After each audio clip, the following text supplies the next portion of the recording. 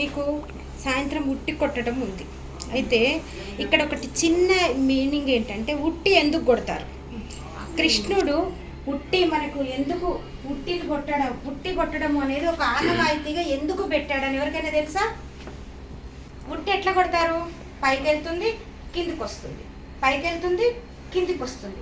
అంటే మీరు జీవితంలో కింద పడ్డా కూడా మళ్ళీ పైకి లేవాలి.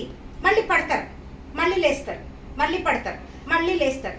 లాస్ట్కి ఏమవుతుంది? దాన్ని అందుకుంటారా అందుకోరా? ఉట్టిని కొడతారా?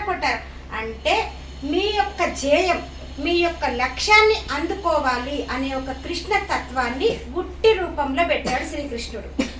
తెలుసా ఇది ఎవరికైనా? ఇప్పుడు తెలుసుకోండి.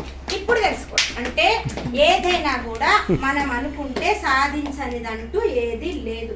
కింద పడతాం కావచ్చు, ఇవాళ తక్కువ మార్కులు రావచ్చు, లేకపోతే ఇంకేదన్నా అనుకున్న సాధించకపోయి ఉండొచ్చు. కానీ గట్టిగా ప్రయత్నిస్తే, మీ కృషి అనేది గట్టిగా పెడితే దాన్ని సాధించవచ్చు అనేది కృష్ణతత్వంని ఎట్లా మీకు ఎంజాయ్మెంట్ రూపంలో, ఉట్టి కొట్టే రూపంలో చూపించాడు ఆయన.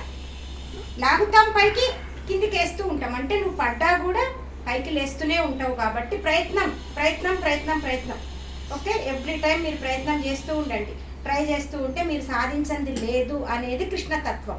భగవద్గీత అనేది ఏంటంటే పారాయణం కంటే ముఖ్యంగా మనము కృష్ణుడు మన యొక్క జీవన విధాన్ని తెలిపినటువంటి సత్యం, నగ్న సత్యం.